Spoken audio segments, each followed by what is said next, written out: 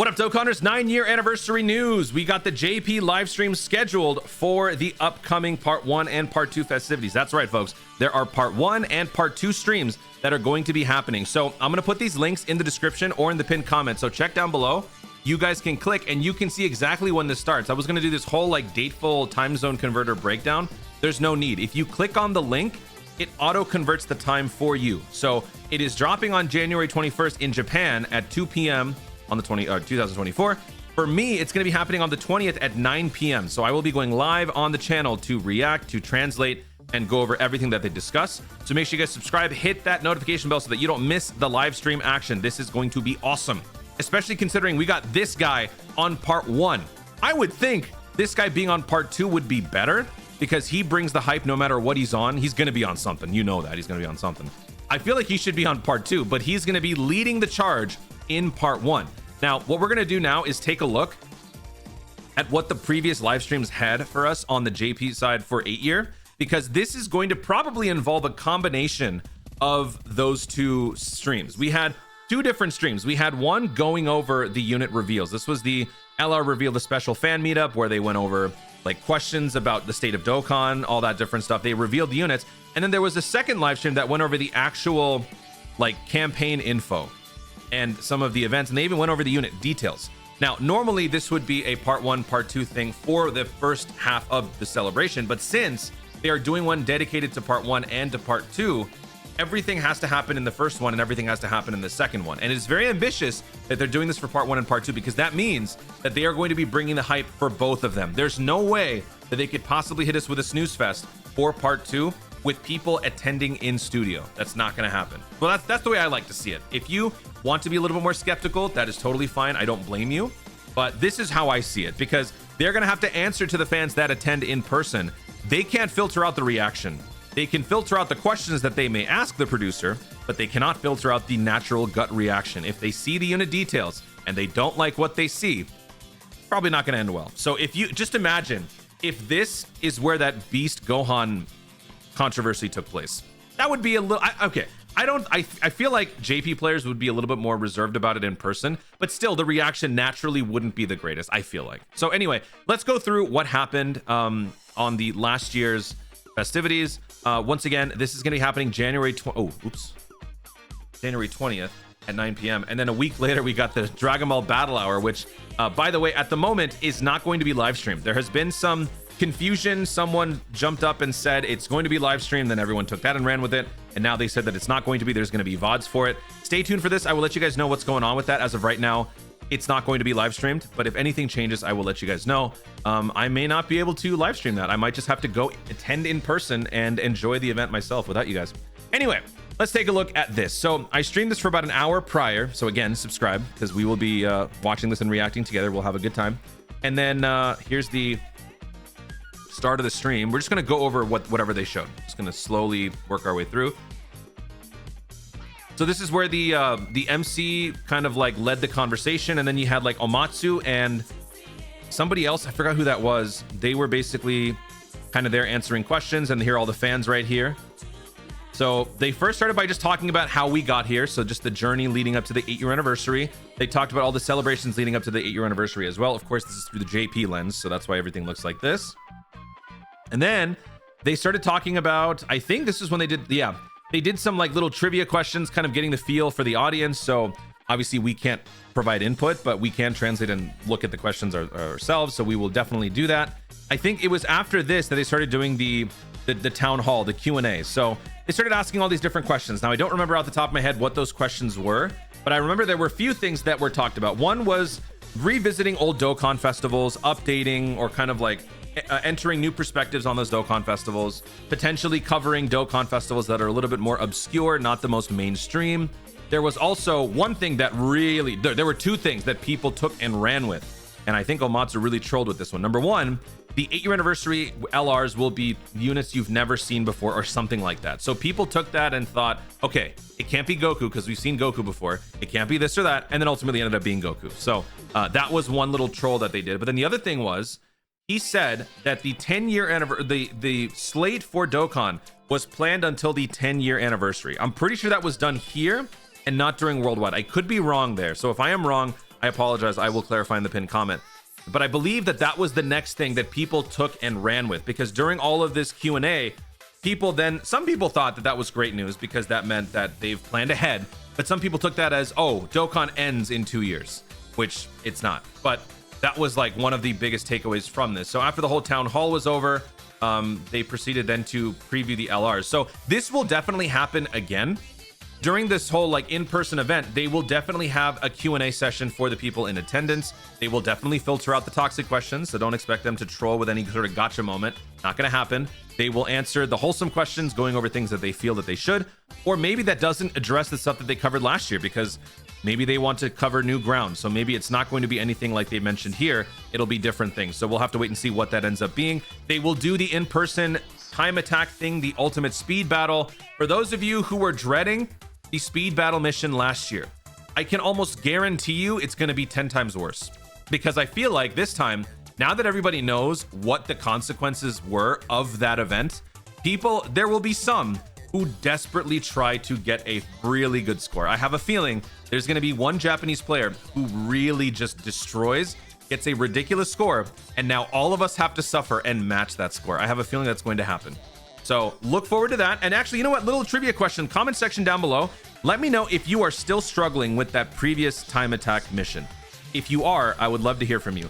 For most people, I feel like that was very difficult. For the smaller percentage of you who are hardcore players, veteran Dokkanners, or who are committed to the grind, obviously you were able to eventually do it, but not without a few interesting maneuvers first, right? So this one's going to be interesting to see how they do that. Global version will probably, I don't know if global version will have a different time attack goal in mind. Maybe the battle hour will change that. Maybe during battle hour, while they are set to announce this, they will also give us that little time. Well, actually, they're going to do the speed battle thing in there. So maybe that will affect the missions for the global side. We'll have to wait and see. But JP players are generally more hardcore anyway. So this is going to be where the intrigue is at for that. Okay, so that covers all of this. The town hall went for about 20 minutes. Yeah, that went for a little while.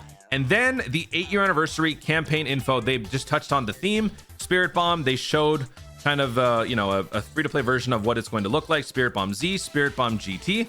And then they ultimately revealed the LRs. Oh, not before first going over the some of the images that they're using, the special 77 summon. They showed the story events. So last year we had Goku and his friends, Goku and his rivals. Not the greatest event in terms of the stuff that came out of it. But then we got to, and then the free-to-play LR, starting with the Bobbity. And then here we go. 8-year anniversary LR reveals, Spirit Bomb Z and Spirit Bomb GT. We don't learn what the units do here, but this time around we probably will, because again, it's going to be combining elements from this live stream and this one. So we're just going to go through each. So the 8-year anniversary LR reveals. They show the banners. This is not much of a stretch. You can pretty much reverse engineer this on your own. It'll be 9-year anniversary LR plus banner unit. Then you will have 8-year anniversary LRs there. You will have the worldwide download units there. And then you will have several other dual Dokkan festivals or anniversaries or worldwides from years past that can fill out and balance out the stat sheet. So it's going to be the exact same thing this year. So if your prediction is something, Dragon Ball Super, Broly, or Superhero and all that, just plug those units as the main units, put some sort of unit as a banner unit, and then the rest of them is just from the previous banner. That's all it is. So they will show that.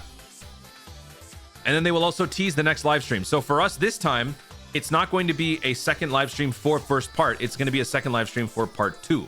So now let's take a look at the other live stream and see what they went over here.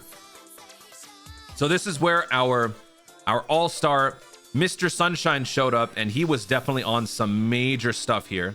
Because remember all these different... Okay, I actually really want to play this. I'm going to play it without audio. Look at him. Look at him. And Amatsu's just like dying in the background. Oh wait, you know what? I should probably. No. I don't want to. I don't know if chat will show anything inappropriate. All right, yeah. So this dude was just going nuts. We got some crazy classic meme images right here, like Amatsu pointing. Oh, where's that? Okay, almost. Anyway, so let's go through what we had here. There was this whole like Spirit Bomb concurrent viewership thing that they did. They had a graphic on screen. If we had like 100,000 viewers or something like that, we would get a bunch of stones. So then they just showed kind of all the different stones they're going to be handing out. They started to go into the campaign details themselves. So let me actually find that. Oh, what? Oh yeah, they had little like in-person cards, right? In-person cards. Oh yeah. I totally forgot about this. I guess I was just so distracted by Sunshine. Okay, so then we started to get some of the previews for the new events. The Spirit Bomb event. We got the Birth of the Shadow Dragons event. I mean, all of this can be theorized. Like you could come up with scenarios and ideas for events once we learn the theme, right? So, but all of this will probably happen during the first live stream. I'll never forget, this is like one of my favorite events of all time because these skill orbs that we got for Power of Wishes have given me so much versatility on some of the best new units that I've had in recent memory. So we will definitely get something cool like that. Again, progress with the Spirit Bomb concurrent viewership. They had a band who performed. We will definitely not be hearing that, but you can still watch it. I'll be playing some other goofy song along with it. They show the animations. They go over the animations for the actual LRs, and then we get to see what the units do. So we get to see the full list of abilities, leader skill, passive, super attack, all that good stuff. And since, 8-year anniversary, the Spirit Bomb Z and GT had a lot going for it. It was a pretty long presentation for them. I would imagine it's not going to be as much this time around because standby finisher is actually pretty complex this time around. With what we know so far with like round skills and taunts being simply just another passive line, I have a feeling this year they're going to be a little bit easier built, meaning it's not going to take as much to actually go over all of it. But then here we go. We show the Spirit Bomb Z standby finisher. They do the same thing for Spirit Bomb GT. Man, this is a long demonstration. It's about 20 minutes long just going over what the units do. Let's move over past that. Then they talk about like hero stuff because obviously Japan. They do like social media stuff. I think that's actually, is that it? They hand out the free stones for simultaneous viewership, and that pretty much covers it. So all of these different things that I just showed you guys in these two live streams, you can probably expect them to be combined into one right here. We'll go over the unit details. We'll go over the animations. We will learn what the theme is going to be. We'll talk about how we got here as Dokkan. We will go over questions and answers from the fans. There will be an in-person speed battle thing. I don't think that they will televise that at all. Maybe they allude to it a little bit, but they won't televise it. But that pretty much covers it. And then the same thing will happen again for part 2. So I think we are going to be getting a Dokkan Festival Carnival hybrid. That way you have the same amount of intrigue for part 1 and part 2. Otherwise, I really feel like there's going to be a significant drop-off in interest in the second part, especially considering that we are leading the charge with Sunshine here. I feel like Sunshine should have been helming part 2, but at the same time, you're opening with, hype. So you want to bring the best hype mind that literally ever lived. So this is that guy.